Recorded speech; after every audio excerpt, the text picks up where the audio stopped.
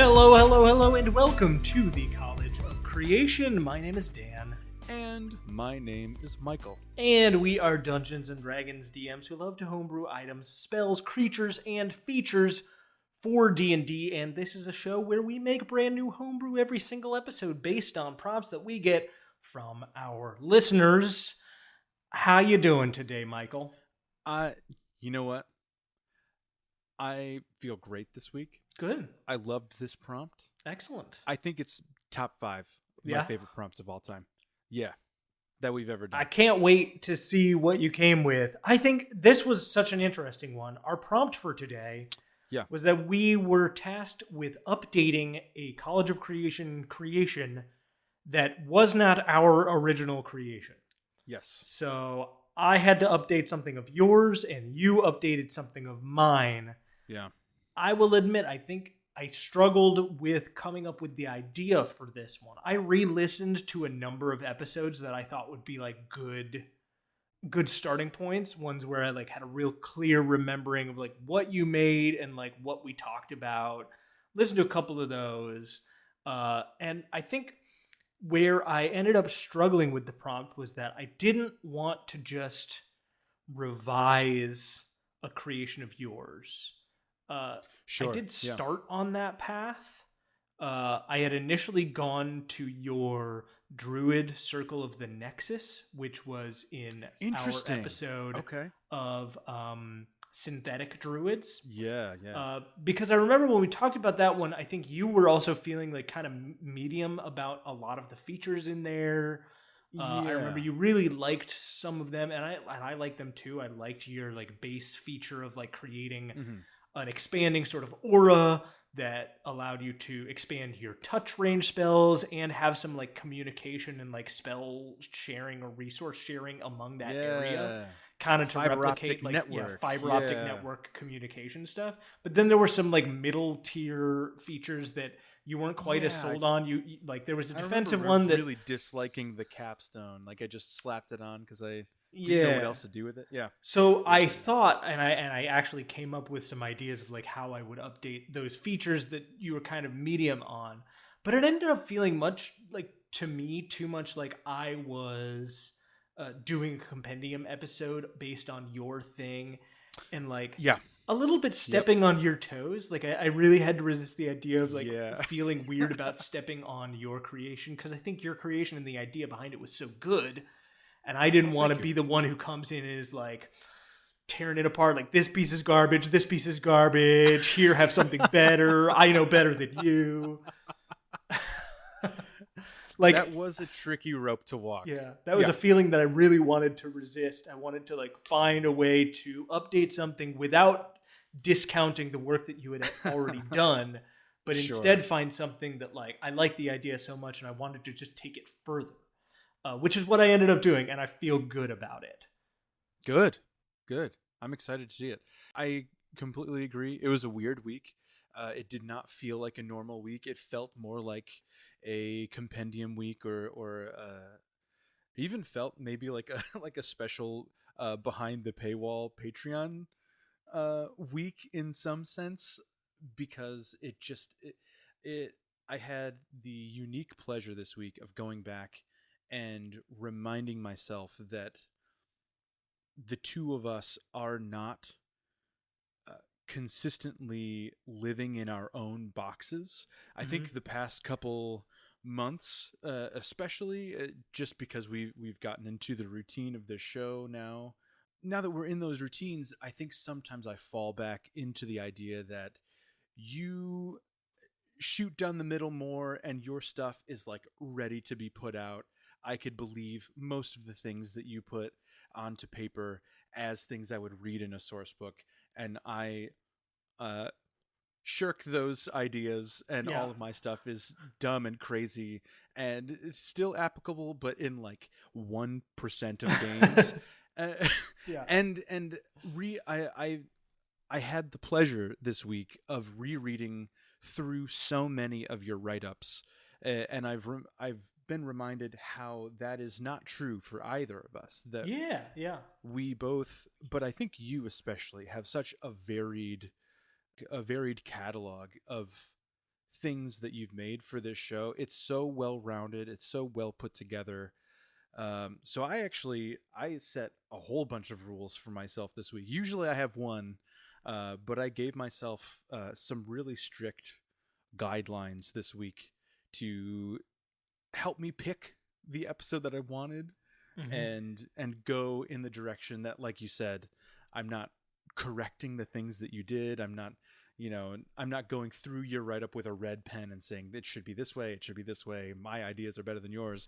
Almost run parallel to the idea that you originally had, as opposed to retreading what you did with my own ideas. It was very difficult, but it was really enjoyable. I want to put this back into the hopper, and do this again sometime, because I had a blast doing this. Yeah, I'm good. I'm really, really glad. And honestly, Michael, don't sell yourself short. I think you have a very, very wide and varied set of creations as well. Thank you. That do run the gamut between, like, I think, you're really good at putting the gas on the silly factor and like really allowing yourself to go full left field in a way that I definitely don't. That's not my knee-jerk response more often as it is with you. But I think even when it comes to like the stuff that is more straight down the line, that is like, to me feels publishable, feels like it's capturing some actual niche that I think lots of players would really love to play in. Or I guess I shouldn't say an actual niche, that's capturing something that I think is more broadly appealing to a lot of players. Sure. And would be something that many players would think is like, wow, what a cool use of the mechanics to push the system forward. I'm thinking of your healer wizard, with the veiled spellbook, with like the adding and like the management of adding names to your spellbook and then spending them to do these other things. And like, it's just such a cool interplay feature for a player who maybe, would be feeling a little bit maybe tied in or hemmed in by some of the existing features, or, doesn't feel like there's as many fun mechanical things to do. I think something like that's like, oh, that feels mechanically sound, feels just really cool as a concept. And also just like it is broadly appealing. And I love that. And it fits right into that space that I think I try to inhabit maybe more often.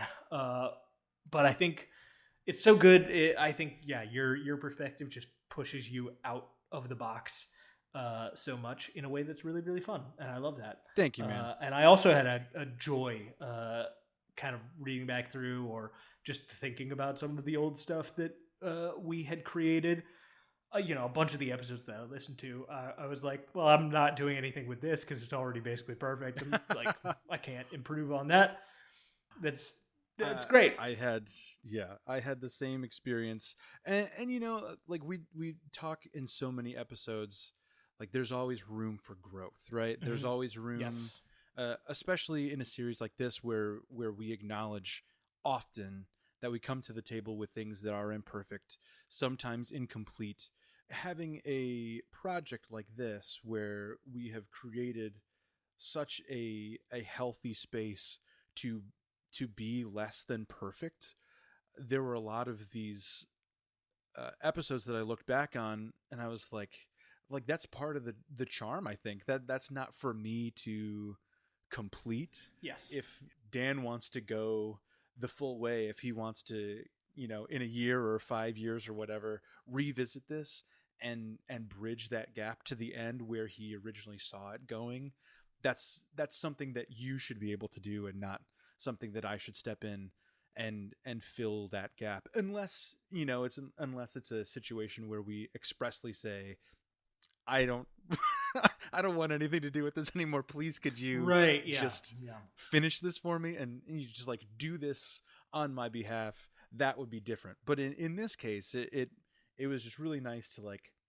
look at all of the things that were almost there and appreciate them as they are in whatever state of completion they were during the episode. Yeah. I think that was the thing for me, is that I didn't want to complete those things that I know you were feeling like maybe there's another way to do this. Maybe I can tune this up or tweak this. I didn't want to be the one to do those things that you mentioned in the episode or that we talked through in the episode. Still feels like you need to take ownership of that, you know? It didn't feel like something I felt comfortable taking ownership of, which I guess is a slightly weird thing because I do that all the time at the table with other people's published material. Or like homebrewed material. I'll take a thing and I'll just be like, I don't love how that works in this situation, so I'm going to change that. But I don't know. It feels different in the moment, and it feels different. Yeah, I think it's a different level of ownership once it's published. If you publish something and it's meant to go out to the masses, I feel like there's a certain level of ownership that you kind of release out onto DMs and players to make edits for their table specifically.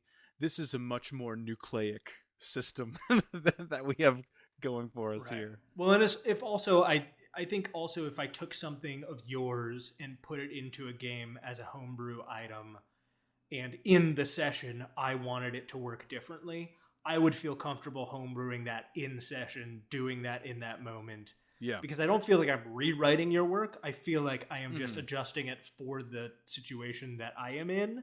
And that feels like a different task or a different craft entirely. Which is to say, hey, gang out there listening in listener land, feel free to retune anything of mine that you hear on the show that you put into your games. If it's not working the way that I wrote it at your table, fix it to make it work at your table. I am not offended.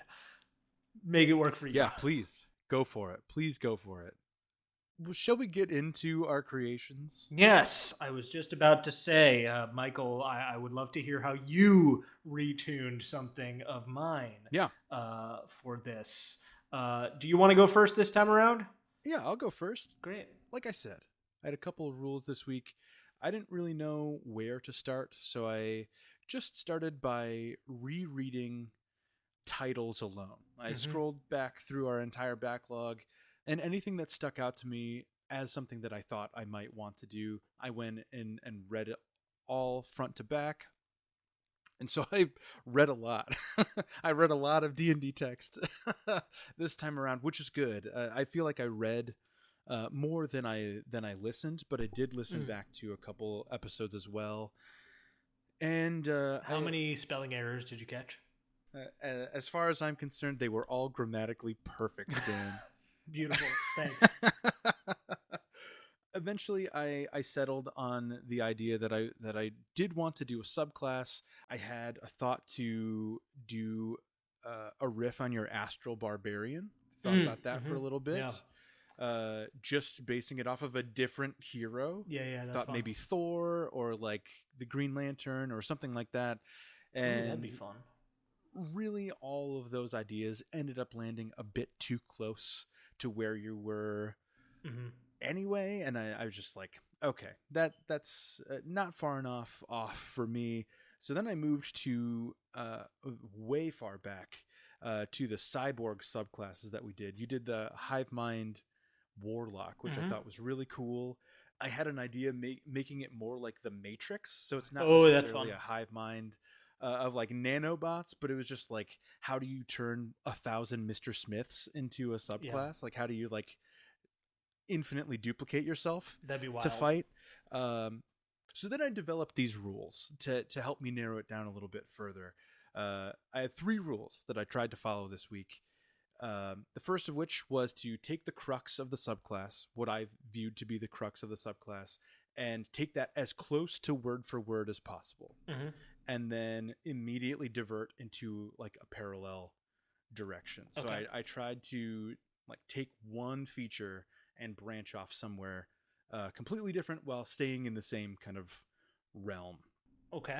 Second, kind of in the spirit of remaking or remixing things, I wanted to try my best to fix a misstep that I thought that I had in a past creation, something along the line that I had created that I didn't quite get where I wanted to go. And the third one was not to get too hung up on the name.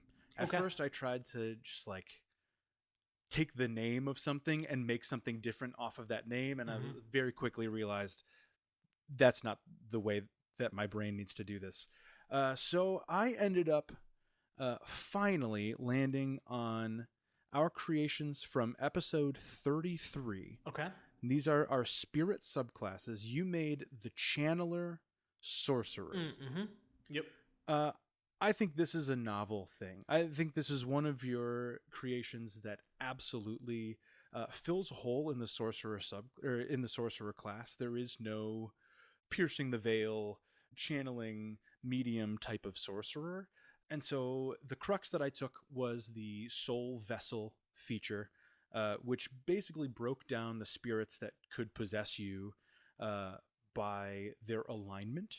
And I didn't use the alignment, but I took the table and I made it very similar in my creation to the one that you had. So, if you please would open your document, Dan, I present to you the Ectobuster Artificer. Who are you going to summon? This is a mesh between Ghostbusters and Luigi's Mansion. Okay, yep. Using spirits, sucking them up. Okay. And as you suck them up, you get the benevolent, malevolent, mournful, or mischievous natured spirits, and fun. They can do different things for you. Yes, cool. Okay, more of a summoner version of the same sort of thing. Yeah, less of a summoner, more of a catch and release kind of subclass. Okay, perfect. So it is kind of a shoot your monks situation where your DM has to put the things in front of you for you to use this subclass at all. Sure. But also that's the case for the spirit subclasses too. So this is the Ectobuster. As an Ectobuster, you are a professional when it comes to dealing with parapsychology and extraplanar encounters. From strange noises in the middle of the night to feelings of dread in their basements or attics and any other dealing with spooks, specters, or ghosts, common folk need someone to turn to for their supernatural elimination needs. Through the use of electromagnetic sensors, ultraviolet vision lenses, and your trusty Ecto Pack, you do not shy away from even the scariest reported sightings of the incorporeal undead. In your client's time of need, there's no question of who they're gonna call. The answer is, and always will be, an Ectobuster. At level 3, you're outfitted with an Ectopack, which is a state-of-the-art cyclotron machine designed specifically to locate, capture, and contain spirits. It resembles a backpack with straps to keep it attached to you and a long-handled hose which wraps around the front of your body called a particle thrower. It has a range of 30 feet, can't be removed from your person against your will, and can serve as a spellcasting focus for you. You must have 2 hands available to use its cold capture feature, which is detailed right below.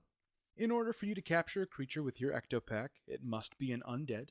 It must possess the incorporeal movement trait, so it must be a ghost. It must have a challenge rating of half your artificer level, rounded down or lower.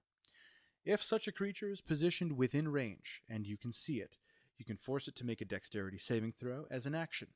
If the saving throw is failed, the creature is tethered to you by a stream of energy and cannot move outside of your Ectopack's range.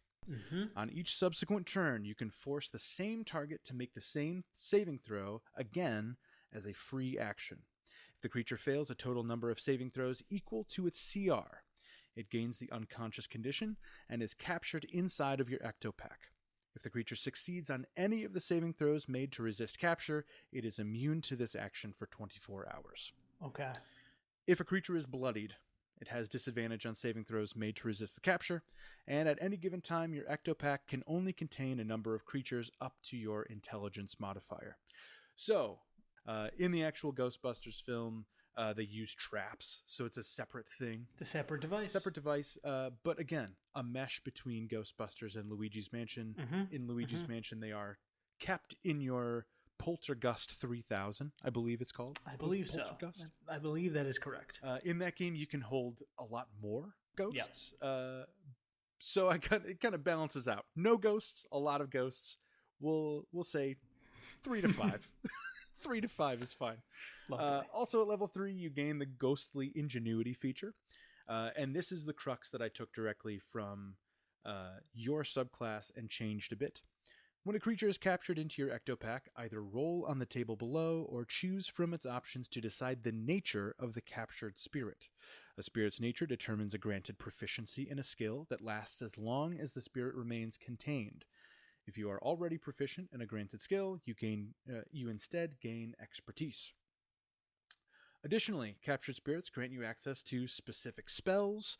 Once the spell is cast a single time, the corresponding spirit is expelled from your ectopack, so you lose it. It goes out, dissipating into thin air.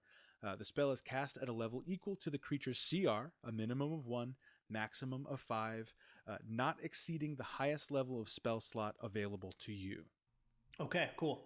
So you got a CR3 creature in there. Mm-hmm. You can cast the spell at 3rd level. And I do have a D4 table right below here with benevolent, malevolent, mournful, and mischievous spirits. I think that you had the same problem. I think I did. I believe that I did. A benevolent spirit grants a bonus to your insight, a bonus proficiency to your insight, and it grants you the use of guiding bolt. Okay. The malevolent spirit is intimidation and witch bolt. For a mournful spirit, survival proficiency and ray of sickness, and mischievous is a perception bonus and chaos bolt. Nice. You can get those spells for free. You don't use spell slots. You just lose the spirit when you cast them. I like it. At level 5, this is where it diverts into a completely different area. I did not follow your channeler's progression. That's okay. From here on out, but it provided such a solid base. At level 5, you gain the Something Strange feature. The Artificer class has a lot of dual features broken down inside of all of their features, which I don't necessarily always agree with, but I did one of them to kind of keep the format a little bit. Yeah. The first half of that is called Electromagnetism. As long as you are wearing your ectopack, you're aware of the presence of any undead located within its range. Ooh, you cool. also gain tremor sense out to the same radius. So you just more awareness. Yeah, very awareness. useful. Mm-hmm. You also gain the positron reflector portion of this. If you take cold, fire, or necrotic damage, or if you're using the College of Creation rule set, shadow or water damage, from an undead creature, you can change the damage type of one of your spells cast on your next turn to that damage type. Okay. So it gives you a little bit of flexibility based on what you are up against. Sure, that's fun. At level 9, you gain the Possession Expulsion feature. As an action, you can expel a number of creatures of your choice from your ectopack. As part of the same action, you can then use an action from any of the expelled creature's stat blocks. The action chosen must belong to a creature with a CR equal to the number of creatures expelled or fewer. Okay. And then at level 15, you have the Fright and Freeze feature. As a bonus action, you can turn the knob on your ectopack and cause it to emit a circular pulse of bright light out to its range. Any invisible undead creatures within the pulse lose that condition until the start of their next turn, so they are immediately revealed. Mm-hmm. Any undead creatures that are not invisible gain the stunned condition until the start of their next turn. Nice. Additionally, your ectopack's range increases at this point to 45 feet at level 15. You bump from 30 to 45. So you are through and through a ghost hunter, capturer, and houser, and until you want to expel them to use their use their magic, their vitality. That's fun. I'm assuming that we're going minimum CR1 for some of these features, right? Minimum for CR1. I think I have it written. And I think, it's written in the Ghostly Ingenuity, but like for the saving throws to resist getting sucked in, like if you've got a CR1 minimum half ghost, I don't know what the lowest Honestly, CR I don't know if undead. I don't know if any incorporeal creatures exist below CR1. Is a shadow not incorporeal? Shadows are not incorporeal. Oh, interesting. They technically don't take up space. They just exist on surfaces of other things. Huh. So they're not technically incorporeal. Not technically incorporeal. Interesting. At least they don't have that trait, so they don't apply to this. Is there CR1? Yeah. Incorporeal undead? Yeah, I think that's the lowest. So would that then get sucked in the first time it fails? A specter is a CR1. Yes. Great. Yeah, Beautiful. so if they fail that first one, they get sucked up right Boom. away. Done. Easy. And that kind of like, I didn't want to make this too video gamey, but as basing it sort of half off of Luigi's Mansion. Yeah. As you progress in that game, the ghosts that you meet earlier in game are much easier to catch, and they almost instantaneously get sucked up as you upgrade your gear. So I wanted to kind of pay homage to that. Yeah. At a later level Artificer, it should be incredibly easy for you to get low level spirits into your pack. Yeah, I feel like honestly, at a certain point, you would like farm them somehow, like figure out how to like manufacture a little thing of ghosts to like keep your pack full, so that you can regularly have spells to cast as a bonus. Sure. But I don't know how you would spam that, but I think a clever player and a fun-loving DM could definitely get together and make that a good time. For sure. Yeah. Bottleneck yourself in a room full of spirits and take a bunch of CR1 spirits, dump them all, use one of their abilities to help you get a stronger spirit along the line. Something like that. That's Inch fun. your way up the ladder. Yeah. Yeah. I really like the way that you've just taken the that idea of the different types of spirits empowering magic in different ways, and shifted it to something else. That seems very cool. I like that a lot. Thank you. That's great. Thank you. And thank you for the inspiration. Yeah. It was a joy to read back through a bunch of your stuff this week. Indeed. So many good things. I myself definitely went through a lot of things. I have some other ideas of what I would like to potentially do and mess around with. So many good things though. So many things that I was like, I wouldn't even know what to do with that.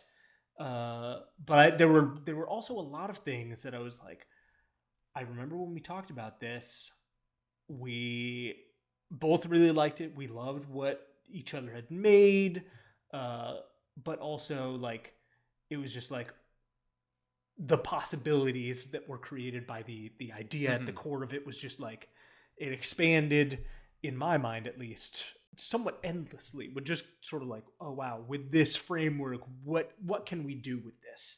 And I think that's really cool, and that's a thing that you're really good at. Especially, I mean, I remember we don't need to get into it, but your D20 tests from episode 66 wasn't so much a D20 test as an entirely different system with which one could like, I mean, I have ideas, but we didn't get all the way into it or anything else like that. But like tandem feats is great. That's a whole idea that I could go into for like crazy. Anyway, that kind of stuff is very fun. And that's what I ended up leaning towards. Like I said, I thought about, doing some tweaks on your existing creation of the synthetic druid or something else. But it was like, I don't want to be the guy who comes in and has the red pen and does all that. Sure. It doesn't feel like my work to do. So I decided to go in a different direction. I went back to, I believe it is episode 50, with the personality changing items. Interesting.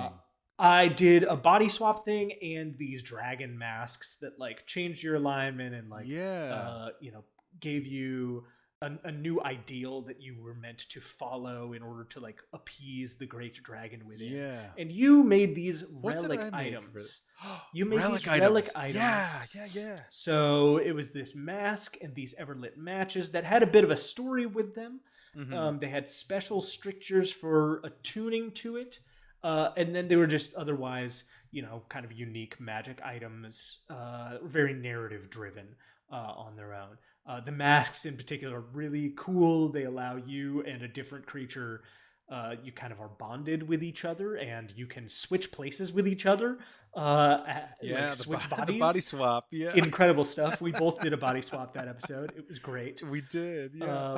But in such a different way. And I think that's so cool. And I would love to see that take place in a combat somewhere where, the rogue rushes in and then the barbarian swaps places with them when all of the enemies are thinking that they have an easy target. Would be great. Would be really great.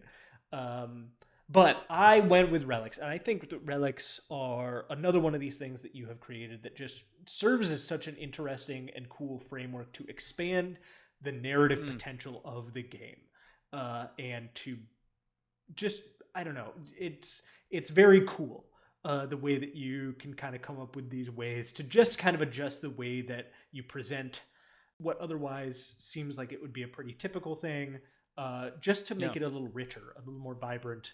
And I love that. Sure. And so I wanted to lean further into that. And so I actually did not a lot of actual like hyper mechanical homebrew this time around. Okay.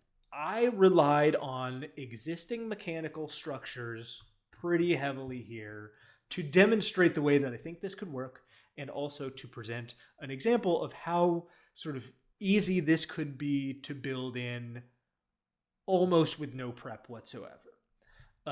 So if you would open up your document, I have Relics Revisited. Relic magic items provide a framework to add narrative depth to the magic items in your world. With minimal mechanical homebrewing, you can add rich backstory to your magic item rewards, encouraging more interactivity and making your worlds feel more vibrant.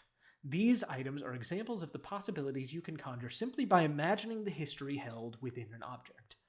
Like the original Relic creations, each Relic version has a special attunement requirement, usually a narrative moment, and grants special features to the attuning creature. Consider these additional features as a minor extension of the original effects, with a narrative aspect for players to lean into and explore further. I love it. So, I'm excited. these are actually making relics out of the existing magic items in the rulebook as it is. Yeah. So those items, so often you will see, a module especially will have, great, in this chest they will find like this magical item. And it's just like, but like, do these have any history to them? And I actually thought of this because one of the kids that I DM for in the games at the library, when I gave them some magic item rewards, there was some curiosity as like, but like, whose was it? What was the story behind it? Yeah. Like, where did it come from? What is this thing in a more narrative question. sense? Yeah. Right? Because they don't think about things mechanically very heavily. They think about like, to a degree, what can it do, but also like, what is this thing? What does it look like? What is the cool things about it? Right. And so that's sort of what I'm thinking about. So these have all of the regular rules from the item they are taken from, but with a little bit extra zhuzh, if you will. So we'll start with a Broom of Flying, which is an uncommon wondrous item. It requires attunement, in this case, by a creature that can cast at least one spell. So this is the relic version of a Broom of Flying. It does what it says on the tin. It is a broom that allows you to fly. But it also contains history, some attunement rules, and a relic effect. So the history of it. The name Agnes Noctis is infamous among the towns bordering the river. Tales speak of how she betrayed her coven, the Maidens of the White Feather, in a reckless grasp for power. But she was misled by a river fiend who charmed and beguiled her, and upon seeing the havoc she had wreaked, she accepted her monstrosity and became a scourge upon the land that she felt had betrayed her. Though she is long gone, this old flying broom still holds her memory in its gnarled, weathered wood. Nice. For the attunement requirements, you must attune to this broom overnight during a full moon and cannot benefit from a long rest that night. Ooh, okay. So you got to take the night, you got to do a ritual under the moonlight, do the whole thing. But then when you cast a spell while flying on this broom, an ominous cackle can be heard echoing around you. Each creature that can see you must make a wisdom saving throw or become frightened of you until the end of your next turn. A creature that succeeds on this saving throw is immune to its effects permanently. So, it's mostly good for creatures that have never seen you before, right, and things like that. Your allies hopefully will have figured this out long before. Eventually, they'll succeed. They'll succeed eventually, and then it won't be a problem for your party. But it also won't be a party for like recurring, or it won't be a problem for recurring enemies and that sort of thing. Just a little minor extension of what happens here. It's very narrative. It's very like, ooh, yes, you have the broom of like a fearsome and feared witch. Great. Very cool. Lean into that, figure out ways to roleplay Very that. cool. We also have the Wand of Enemy Detection, which is a rare wondrous item. The Wand of Enemy Detection just allows you to use it, spend a charge, and sense what direction the nearest hostile creature is. So although his name is lost to time, the previous owner of this wand was an accomplished hunter. To all of his companions' surprise, he seemed to always see the next threat coming and defend his people from it, and was said to be able to track any creature, no matter the kind. It's only right then that his trusty wand bears a small modicum of his survivalist cunning. When you attune to this wand, you must declare your intent to hunt and destroy a certain creature type. And then when you use this wand to detect the nearest hostile creature, if that creature is of the type you chose when attuning to this wand, you also learn what type it is, so you learn that it is that type, and you learn the distance to it, which is usually a thing you don't learn with the wand as it is itself. Right. Super minor additional benefit. It doesn't change the rarity level significantly. It just is a little extra benefit that, again, serves the narrative, like, especially if this finds its way into the hands of somebody who does have some sort of vendetta against aberrations. Sure. You know? Yeah. Perfect. This is it's minor, but it boosts you up just enough so that you can do something just a little bit different than somebody else. That like this is a wonderful paladin item. Like give this to a paladin, cool give things. it to a ranger, give it to a rogue. Mm-hmm. Fantastic. We have the Hat of Wizardry, which is a common wondrous item. Usually it allows you to attempt to cast a cantrip that you don't actually know. And all you have to do is succeed on an intelligence check with a DC of 10, I think, in order to do it. Cool. Great. Awesome item. Add a little bit of zhuzh to it. Any wizard who thinks they know everything is a fool, but any fool who doesn't plan for that very fact isn't fit to be a wizard. So surmised one of the great wizards of our time, who chose a name so unpronounceable by human tongues that it has ruined his legacy. And so his legacy, this exquisite hat, has gone mostly under the radar. When you attune to this hat, 2 spells are removed from your spellbook, because this has to be attuned to by a wizard. Just 2 spells that you had before, they're gone. They're not in your spellbook anymore. Oops. But it's okay because the cost is possibly worth it, because you might be able to cast those spells. You can use this hat to attempt to cast unprepared spells up to 3rd level. So normally it's just cantrips. By expending the spell slot of the necessary level before attempting to cast the spell. Now, if you fail, you still lost the spell slot. Is that worth it? Maybe, yeah. A little more narrative. Like, where'd you get that hat? Why does it allow you to know stuff that you probably shouldn't know? I thought about adding some like spooky stuff of like maybe a spell will get itself lodged in your mind, and then you're if you say it, you're gonna die. It's very Rincewind. It's very Discworld. Anyway, we move on then. This hat on. I want to multi-class the deck of cards rogue. Oh gosh. Hop on with 1 level of wizard. Pop this hat on him. Just absolute chaos. Just like, chaos. I will cast any 1st level spell available. Yeah. Maybe. If I'm smart enough. What do the cards say? I don't know. I don't know how to read. And then we have the Robe of Stars, a relic that allows you to cast magic missile a bunch of times per day. Yeah. And travel to the astral plane as you see fit. So some who travel to the astral sea are so stunned by its expansive magnificence that they lose themselves to it. So it was with this cloak's original wearer, one of the first to traverse the plains and bring back tales from the unfathomable reaches of the beyond. But one day she left and never returned. Generations passed until one day this cloak was found, draped over her old chair as though she just took it off to sit for a moment that never ended. I should have said that like Rod Serling, but it's fine. Picture, if you will. Yeah. A cloak draped over an old chair. A moment that never ended. In the Twilight Zone. When you attempt to attune to this robe, you must make a DC 20 intelligence saving throw, and on a failure, you cannot attempt to attune to the robe again for 24 hours. Heavy costs the burden of knowledge of the great beyond. Now, when you use this robe to return from the astral plane, you can reappear at an unoccupied space within 100 feet of your original position. Not just at your original position, which is what it normally is. So you can use this to bounce around wherever you want to go, be inside of a building that you couldn't gain access to, etc. Each time you use a magic action to return from the astral plane, however, roll a d100. On a result of 1, your attunement is broken, and the robe returns to the material plane without you.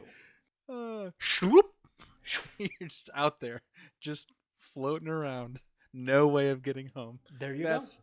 hilarious. And someone else, maybe generations later or generations earlier, unclear how time works, will find it and perhaps get themselves into the same sticky situation. As though you took it off just to sit for a moment. Indeed.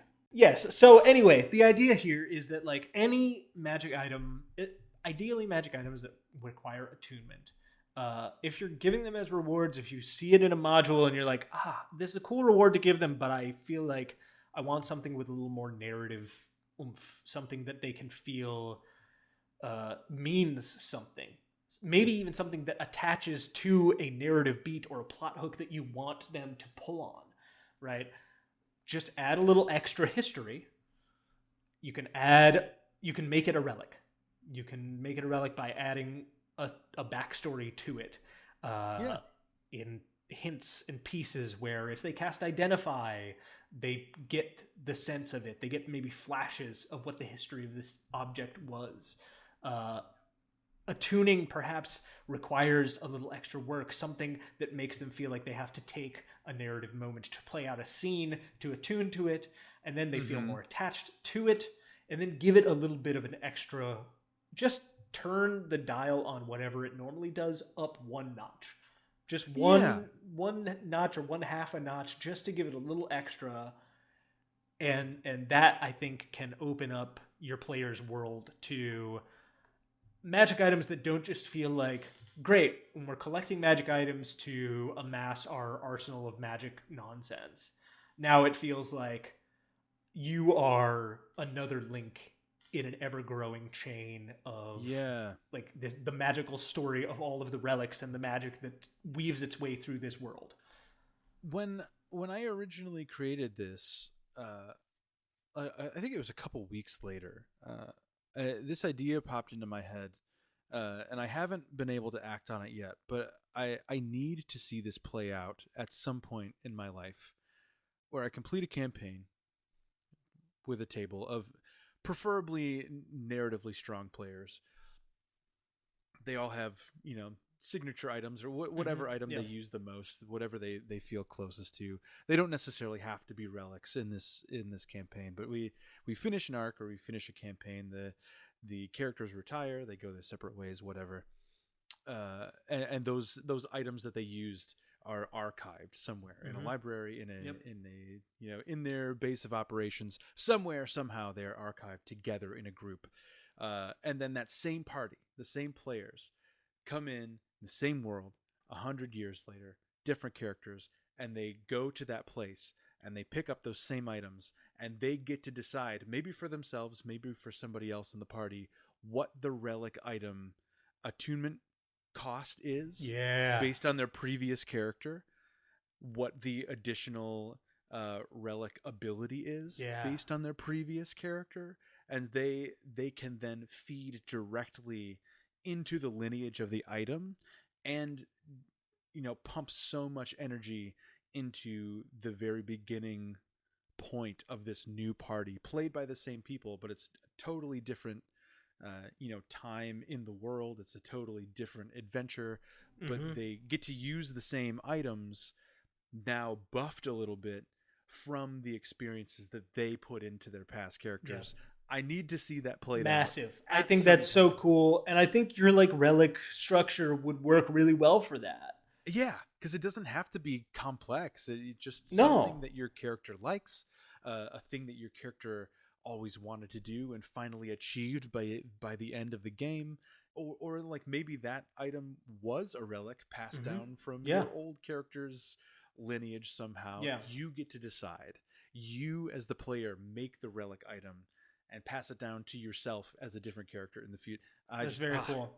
But also I think even these could be much like your the book of future music thing. Future I think music, this yeah. is also an option to allow your players to contribute and collaborate with the creation of these items. So Yes.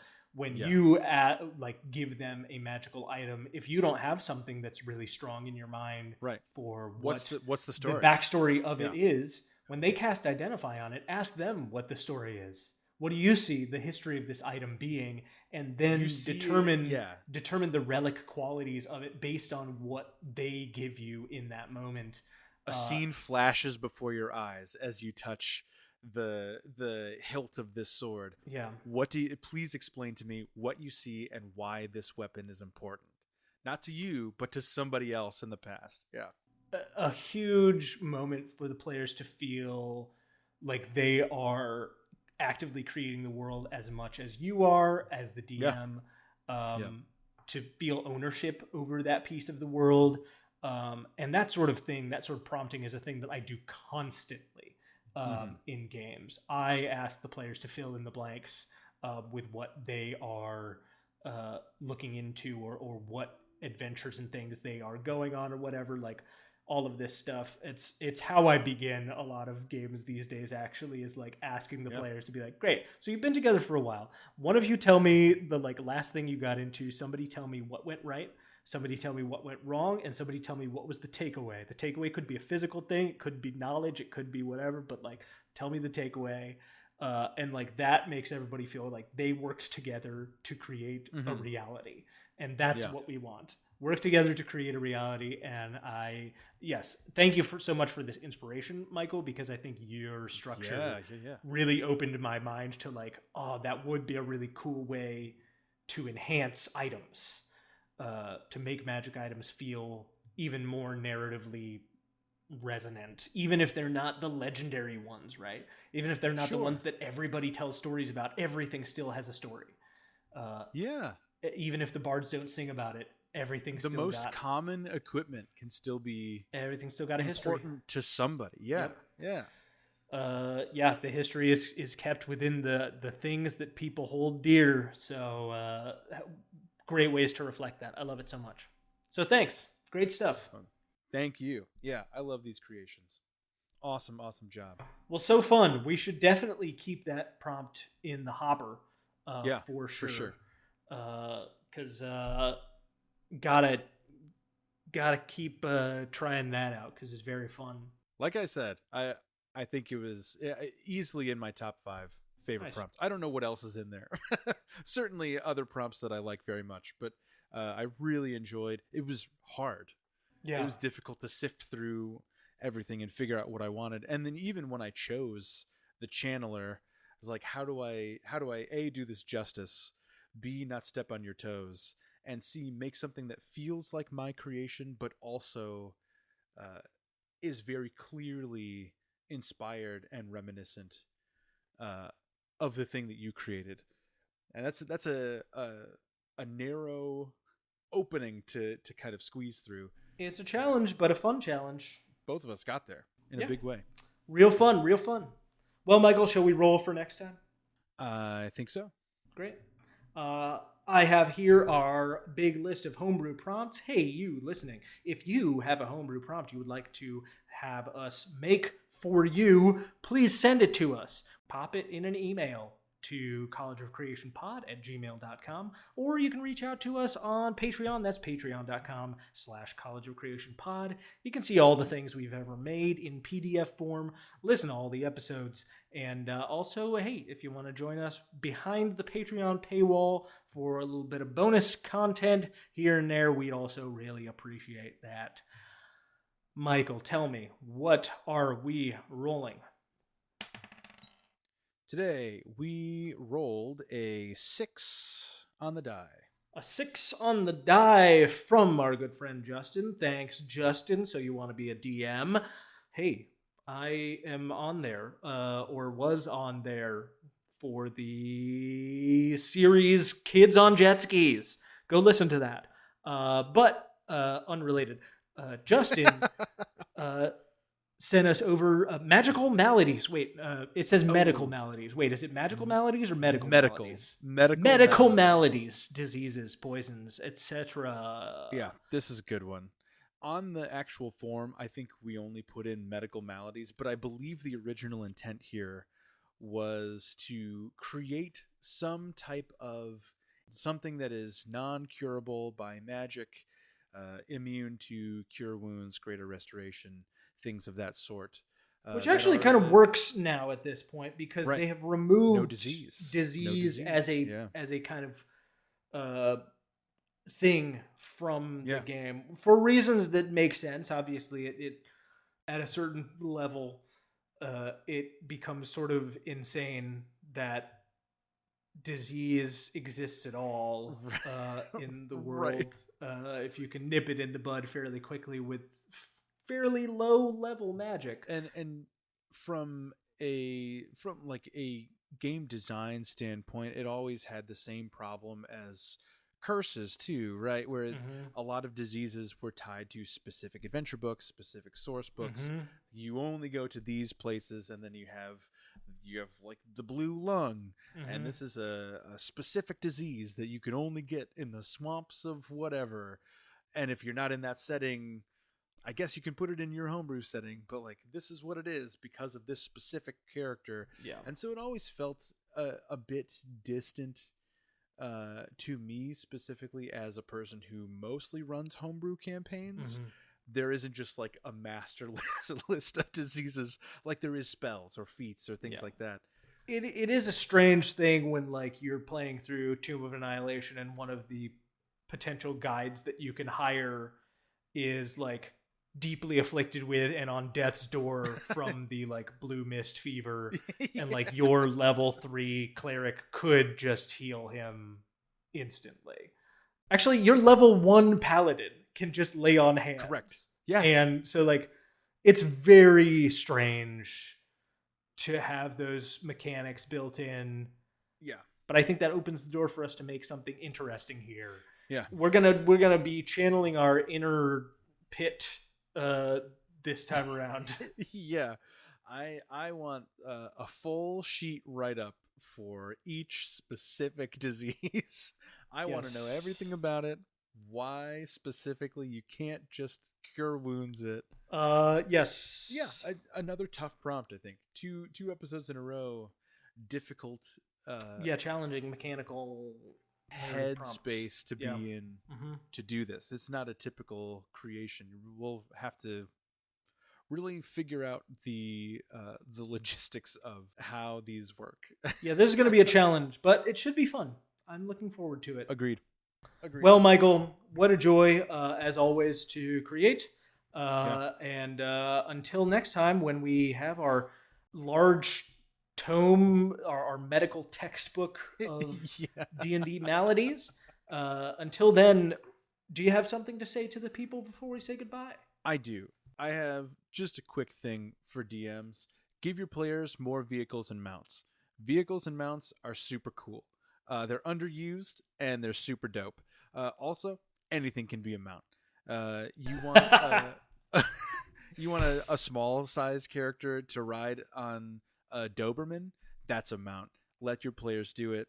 It's just so much fun. I had a player recently, a gnome that befriended a chimpanzee and rides on the back of the chimpanzee. Nice. To swing through the trees. Give your players vehicles and mounts. There are not enough of them. Yep. Make your own if you need to. They're so fun as a player. Just do that. Yeah. Vehicles are great. Vehicles are excellent, and they're so fun. Some people get proficiency with land vehicles and they have so few opportunities to use it. Give them the opportunity to use it. Yeah, what's the big one? The Infernal Machine or Descent to Avernus has the motorcycles, the hell bikes. Yeah. Great stuff. But that's still you count those on one hand. Yeah. Give me more vehicles. There's not very many. Dog sleds if you're running Rime of the Frost Maiden. Oh, yeah. So good. Flying carpets. Ooh, yeah. Something Flying cool. carpets. Yeah. Great. That's great. Give me something cool. I can agree. But also, if you're doing so, do read up on mounted combat rules. You don't want to get caught off guard by that. True, that's true. So that's just with a caveat. Anyway, No, just go in, no prep. Just No figure it out as you go. Michael is advocating for no prep DMs. Don't do your prep this week. Michael said so. You can get away with it. That sometimes you shouldn't prep. Save it for your next time thing to say to the people before we say goodbye. Okay, until then, farewell all. We love you. Goodbye. Goodbye.